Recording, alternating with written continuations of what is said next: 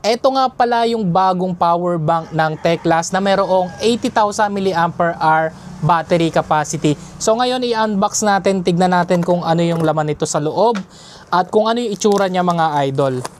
Unbox natin ha. Oh, laki nito. At ito na nga, buksan na natin. Grabe, sobrang solid ang bigat niya mga idol. Ganito siya kalaki. Ayan oh. Tignan mo. Wow. Grabe, sobrang laki, tapos meron siyang hawakan dito. At maganda dito, may display siya. Ayan po yung itsura niya, 'di ba? Sobrang laki. At makikita rin natin yung battery percent dito sa gitna. Ay sa taas banda, ayan sa taas oh. Battery percent at meron pa siyang tatlong USB-A dito na pwede natin pag-charge ng phone natin.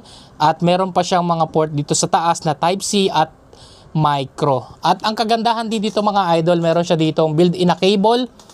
Meron siyang pang Type-C at meron din siyang pang Lightning.